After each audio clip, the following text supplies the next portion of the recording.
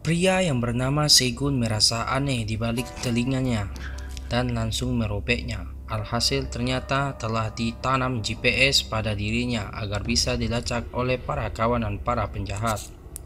2 tahun berlalu. Di sini kita diperlihatkan seorang polisi lalu lintas. Ia adalah seorang mantan pemain judi mematikan.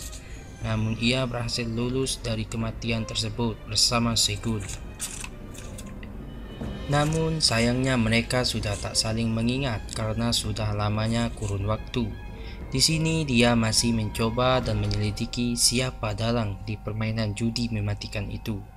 Dan sayangnya dia tak bisa mengingat orang yang telah menembaki ia dulu.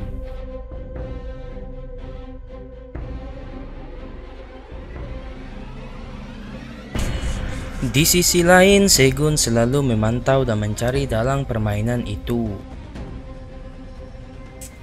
Sedangkan Segun masih berusaha untuk menemui dalang permainan itu dan ingin memberhentikannya agar tak banyak memakan korban, dan menyuruh para preman untuk mencari para penjahat itu dan akan diberikan hadiah sebesar 500 juta.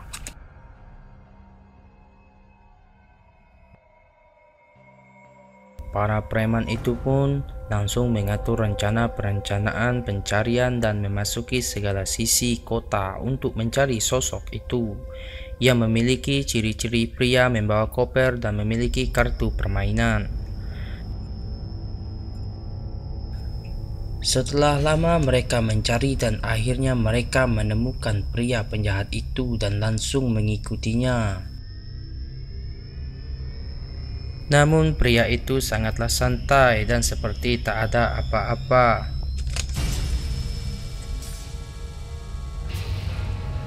Di sisi lain, Segun masih ditilang oleh polisi dan polisi itu ternyata adalah teman Segun dulu. Dan polisi langsung mencari tahu keberadaan Segun. Namun sayangnya preman suruhan Segun berhasil dikalahkan oleh pria membawa koper itu dan tanpa diberi ampun ia langsung menembak kepalanya.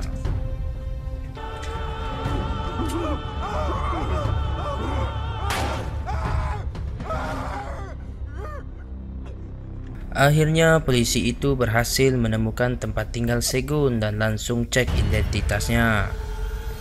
Ternyata benar, ia adalah Segun, teman dulu ia berada di permainan mematikan itu.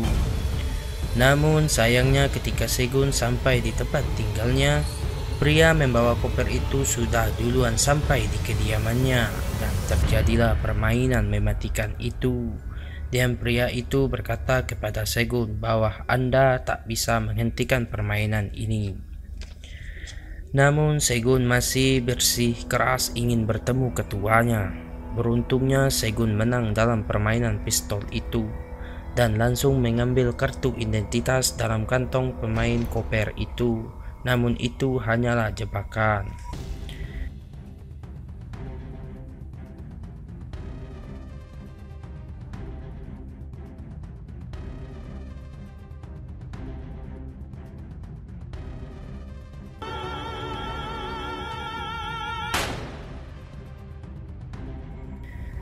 Segun pun berhasil menemukan lokasi itu, namun itu ternyata hanyalah jebakan untuk Segun. Segun pun dipertemukan kembali dengan sahabatnya dulu dan kini ia sudah menjadi polisi. Maka dari itu mereka kerjasama untuk menghentikan permainan itu. Segun pun memperlihatkan uang dan senjata yang telah ia siapkan sudah lama untuk menghabiskan para dalang permainan itu. Mereka pun langsung pergi ke kota melalui kartu petunjuk dari saku kantong pria itu. Dan itu ternyata hanyalah jebakan untuk Segun karena para dalang permainan itu menginginkan agar Segun ikut bermain kembali. Para preman dan polisi pun mulai mengikuti GPS yang telah dipasang di Segun agar bisa mengetahui markas dalang permainan itu.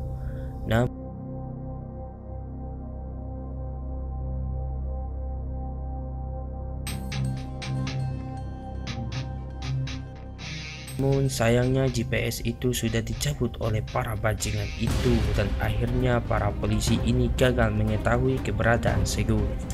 Segun pun berkata pasrah karena sudah dijebak dan kembali ikut permainan agar bisa selamat dari permainan itu. Permainan pertama dimulai. Permainan ini sangat mengerikan. Jika bergerak mereka akan ditembak oleh para sniper. Segun pun mulai membantu pemain lain karena ia telah memahami permainan itu dan pada akhirnya permainan kedua akan dimulai. Hadiah pun semakin besar. Namun di permainan itu hanya banyak memakan korban dan tinggal beberapa pemain. Hadiah pun semakin banyak jumlahnya dan permainan ketiga dimulai.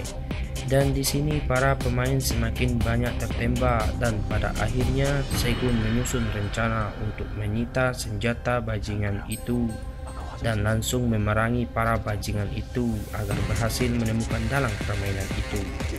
Adu tembak pun terjadi sangat sengit. Mereka saling kerjasama.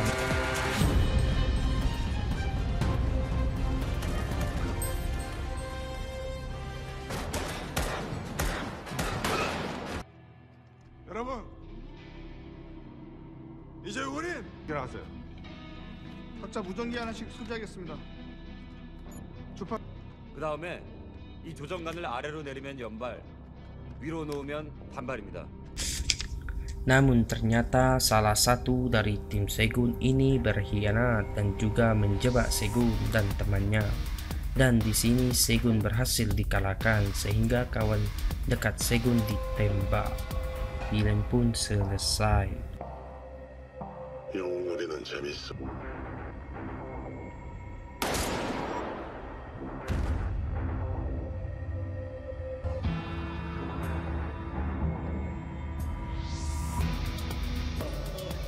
(390번)